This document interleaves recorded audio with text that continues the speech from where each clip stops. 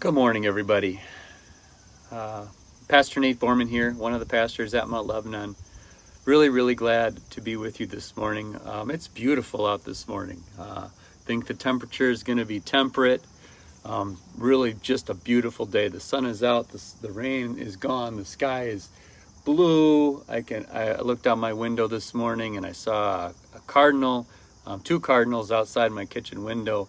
Just a beautiful day. It's a beautiful Saturday. And what I want to talk to you about, we're in Proverbs chapter 24 today.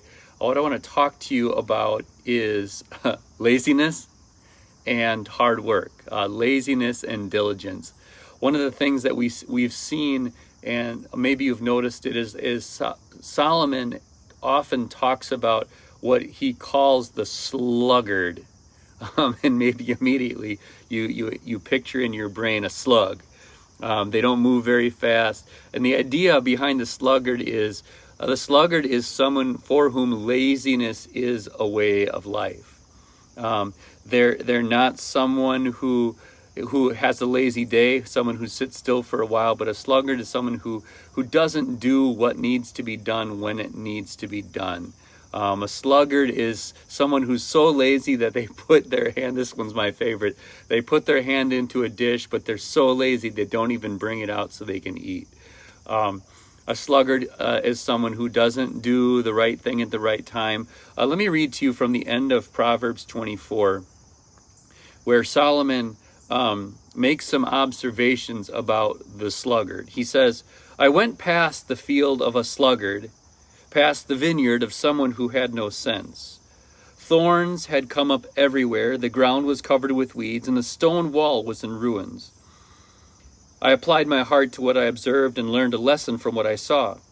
A little sleep, a little slumber, a little folding of the hands to rest, and poverty will come on you like a thief, and scarcity like an armed man." You learn something from the sluggard. And what you learn from the sluggard is that you, at some point in your life, you have to work. You have to apply yourself to the life that's in front of you. God himself called Adam and Eve at the very beginning to be productive. He told them to care for the earth, to water it, to make it bud and flourish. God calls us, we could call it the principle of sowing and reaping. If I want plants to grow in my garden, right? If I want cucumbers or pumpkins or potatoes or onions or lettuce or tomatoes, I've got to plant them. I can't just say, well, I'd really like some potatoes, so I hope they come up. Right? We have to sow. We have to plant. We have to, if we don't want weeds growing in our garden, we have to actually get out there and pull them. We can't just do a alakazam like Cinderella and all of a sudden it's gone. If I want I have a fence that I started to build and I haven't finished it. If I want my fence to get finished, I have to actually get the materials and finish putting my fence together. You have to do the work. And by the way, one of the reasons my fence isn't finished is because Home Depot doesn't have the materials, so it's not all my fault. The idea, the thing I'm trying to bring home to you is if we want things to happen in our life, we have to work.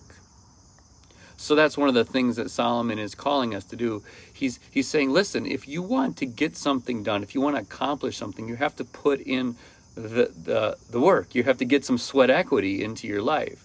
We have to get to work. But there's a balance. And Solomon also, and this goes beyond the book of Proverbs too, but Solomon also has, he would speak to us not only about diligence and hard work, but also about rest.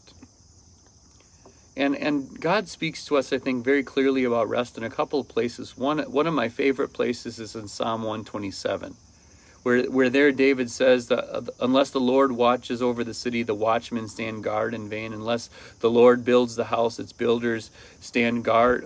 The builders build in vain. In vain you rise early and stay up late, toiling for food to eat, because the Lord grants sleep to those he loves. And one of the reasons that psalm resonates with me so much is that I think we convince ourselves, those who are on the hard works end of the spectrum of diligence, is we convince ourselves that we have to work harder, we have to work longer, we have to get up earlier, we have to stay up later to be diligent, to get our work done. And that's not Solomon's point when he talks about a little sleep, a little slumber, and poverty will come on you. That's not his point. His point is in this proverb is that we have to work. But on the other side, there's a balance between hard work and also rest. Because at the end of the day, if we're going to have any success, it's not going to be because we put in 20 hours in a day, because we got up earlier and stayed up later. The success of our life, the fruit of our labor, isn't going to come because of our labor, but because of God's labor. And that's what Psalm 127 is really trying to bring home to us, is that we can go to bed at night. We can rest our hearts, and we can even rest our bodies. It's okay. It's okay to put your feet up in a hammock and let your body recover.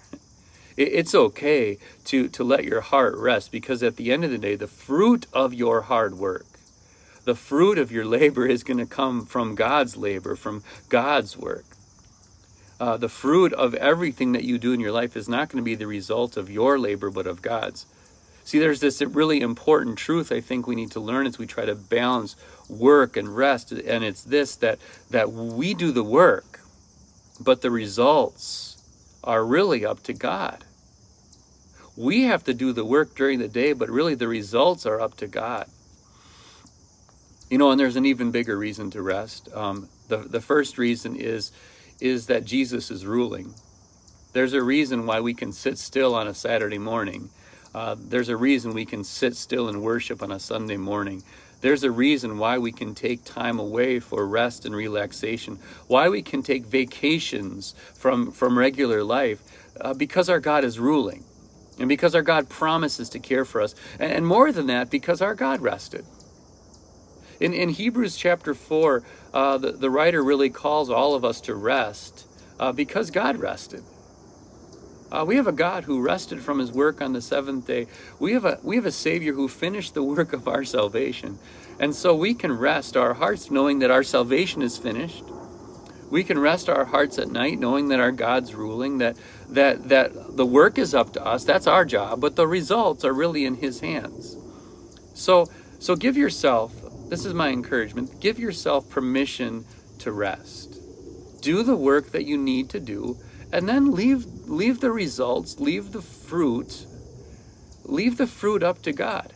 Sow and weed and build walls. But at the end of the day, leave the results in the hands of your God. I want to encourage you to take some time this weekend, as much as the Lord gives it to you, to rest in the finished work of your God. The Lord be with all of you today and grant you rest. Grant you rest in him. We work hard, play hard, rest hard, because your God rules. Have a great day, everybody. The Lord be with you all and grant you rest in his Son.